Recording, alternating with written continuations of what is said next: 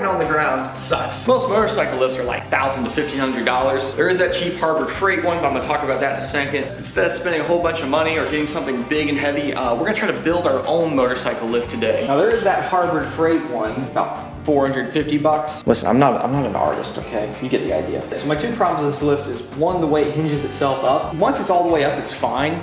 But in the sort of half lifted section, you can see where the center of balance of this thing is way off from where it's touching the ground.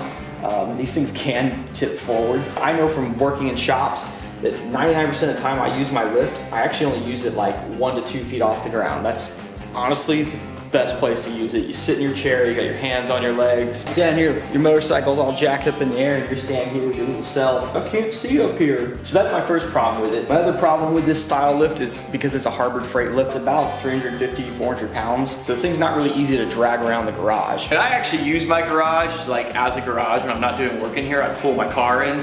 So I need a lift that can actually get dragged out of the way pretty easily. Now a lot of the scissor lifts could still meet this demand, and the scissor lifts are much safer in like sort of the half raised position, and they're not quite as heavy. They're still pretty heavy, but you can move them around, get them up against the wall or something. But like I said, they're like $1,000 to $1,500 for one of those. I actually found a guy's video online, $200 motorcycle lift. Doesn't have a lot of detail in it. Had to watch it a couple times. I feel like I've got a pretty good grasp of what he did in the video. The gentleman basically takes one of those ATV jacks, $100 little jack here, hinges up and down. Doesn't go super high in the air, like I said, that's fine with us. It's meant for things that sit across it, to straddle across it this way. What we're gonna do, we're gonna cut that down the middle. Separate it like this, maybe a little further. We're gonna put some steel tubing in here, bolted in, because I don't have a welder, representing wood with blue, wood deck on the top of it here. Motorcycle will sit up here like this. Now, like I said, this lift will only get the bike a few feet off the ground, and I don't know if I want to put a massive motorcycle on it, but my bike's way under 400 pounds. I'm pretty sure this thing will easily handle a 500-600 pound bike when it's all said and done. Let me show you what I got. A motorcycle ATV jack stand, heavy grade plywood I picked up a while back. This is actually like rated for like walking on. That'll easily handle the bike, especially with some supportive wood underneath it, metal and all the stuff we're gonna do. Got a few 2x4s in the corner. I think I might have to go pick up a few more. Steel tubing and an assortment of hardware and this little wheel chock thing. Probably a little less than 200 into all this. The first thing to do is actually just build the ATV jack itself.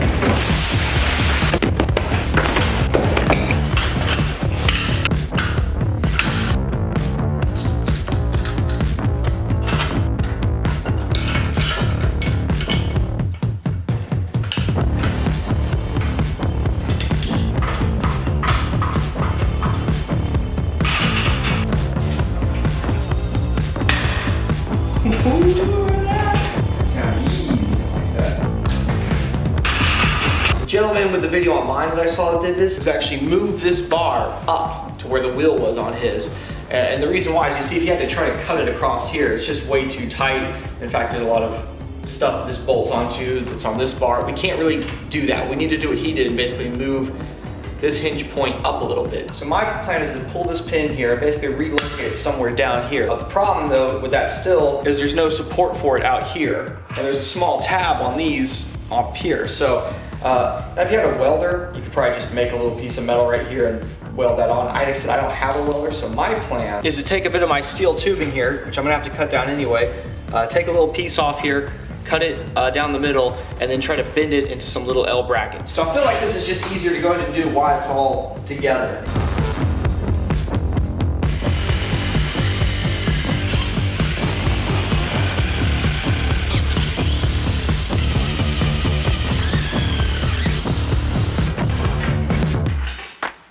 All right, so obviously the hinging motion is a little off like this.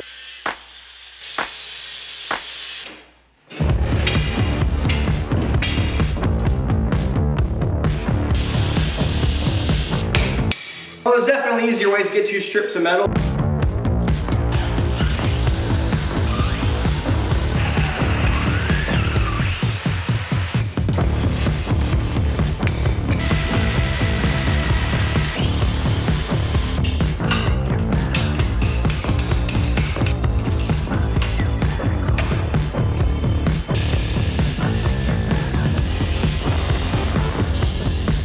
That's gone pretty good so far, but now is the big moment of cutting this thing in half.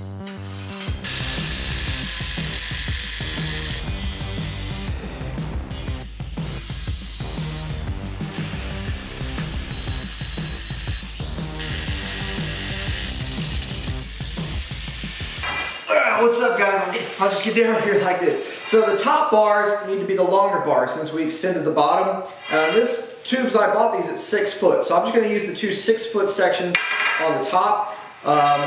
We'll make a tip there. The bottom ones, because they're hollow and there's a lot of length in them, they can pretty much sit anywhere within that channel. But we'll also put 2 bolts down in the bottom and bolt them in, and we'll figure out the length that needs to be in a minute. I probably should have measured before I cut it from the hole where we moved the bottom to where we moved it out to, but I haven't. And if I put it back together now, there's some millimeters missing because of the cut we made. It's not a big deal. I'll make it work.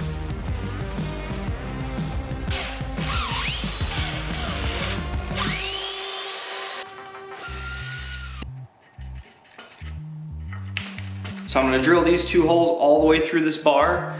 Then I'm going to take another bar, put it up next to it, do the same thing. Then I can flip that one around. Both ends will have the same 4 holes with the exact same spacing.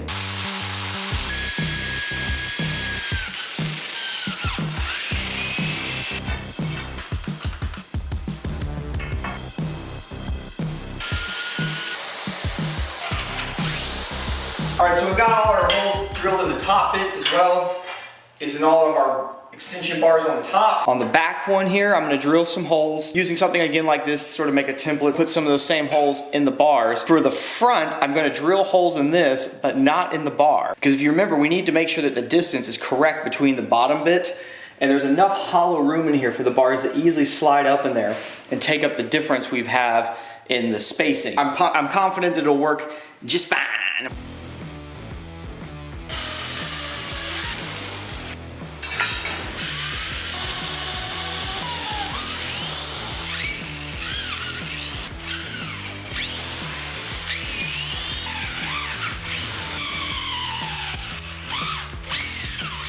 Start with, I'm going to put everything in on this side loose, and then we'll kind of bring them together.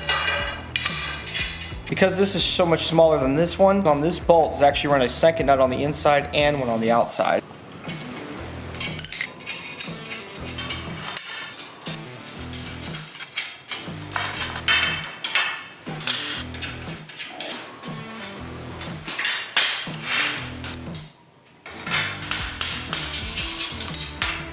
I don't mind the angle because we still need to adjust the bottom, but because all the bolts are in now, I can go ahead and tighten them all up.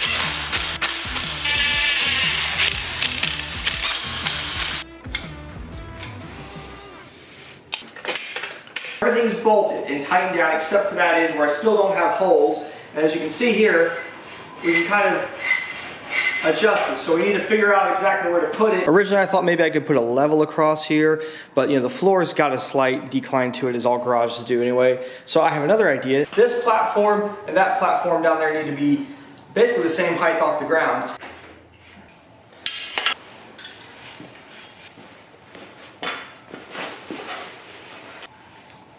It's like a break. Got it locked down in the correct position. What I'm going to try to do, I can rock this thing up on its side.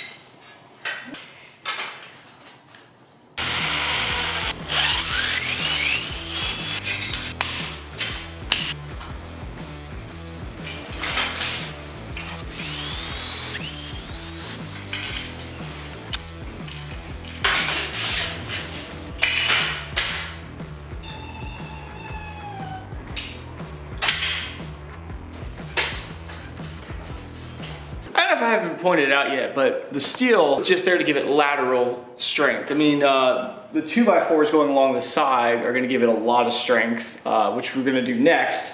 And that's what the deck is going to bolt to, and the deck's going to give it even more strength.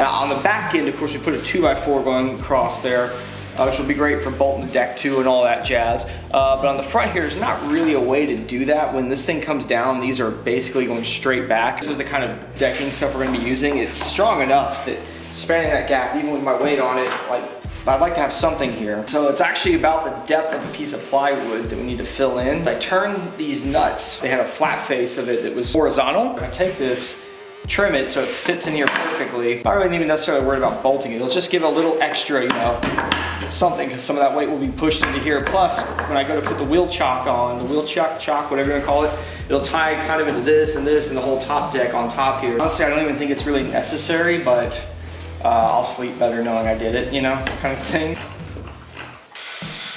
Yeah, I love it.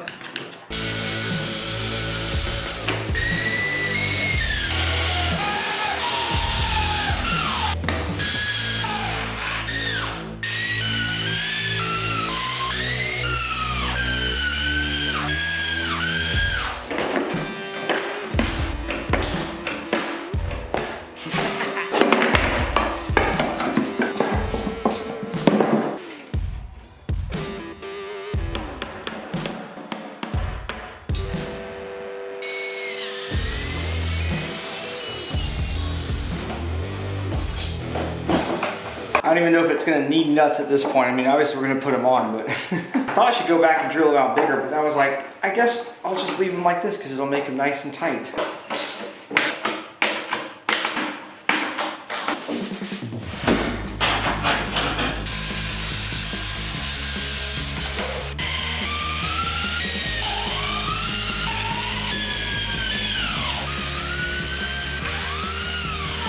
Just need to add some big old hooks in here. I put the legs in a down position because this is where the clearances are the tightest. So taking my little nut here, I can see there's like just enough room for this thing.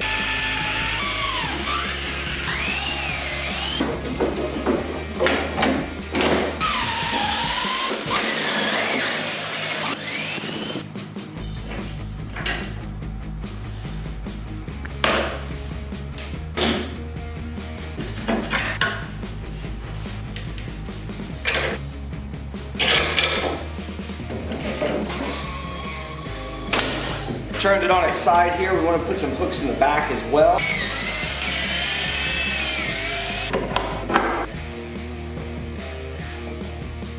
It's done. It actually wheels around pretty easily, which you definitely can't do with a $450 Harbor Freight one. Yeah, let's get the ramp on it. I guess we'll put a bike on it. I still let's just go for it. FZ07 is the heavier bike. Let's put that on there.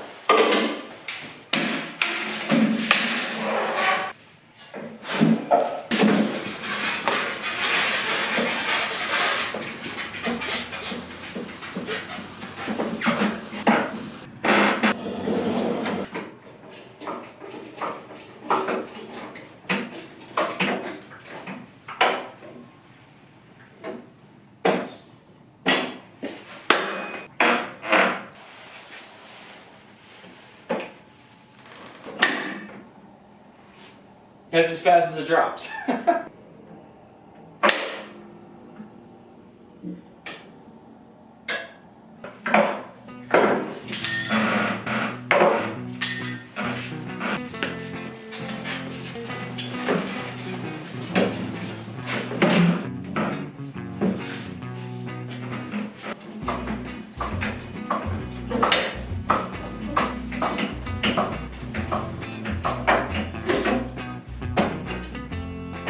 Pretty stable. I mean, the bike will move a little bit now, but the stand itself, you know, that's more weight than it's ever had on it right there. It's not, it's fine, it's good. There's the part that I'm really excited about is, like, look, here's like, I can change the oil without getting on the ground or doing this. This is like the height I would always put my lift at. A lot of times too, when I run my lift slow like this, you get your hands on your knees and your tools and you can I feel like they're a little more stable this way. So all in all, the build cost probably around $200 to $250, depending on what parts you may already have laying around. As far as building it wasn't hard to do. It just took a little more time than I thought it would. It does the job I want. It's still narrow enough and lightweight enough that I can roll this thing around, park it up next to the side of my garage and pull my car in here, which is exactly what I wanted. It is a bit more narrow than a normal lift is, but it also doesn't go near as high. Like I said, I don't have any stability problems. The lift itself is literally like, once there's a bike on it, I cannot make it rock or move at all. I could have painted the metal, I could have painted this wood part. My wife told me, aren't you gonna paint it? I was like, why? It's all functionality for me. I just don't care. If you have any suggestions or any ideas you think that would make it easier, be sure to leave those in the comments. You know, any questions, of course. And it's a good thing it'll hold the F07 too, because that bike is about to be going back up on this lift to do quite an interesting project. I know you guys want to see another project out of me, and I've been a little busy lately, but we're back on it, and we've got some really cool parts coming. Anyway, thanks for watching. See y'all in the next video.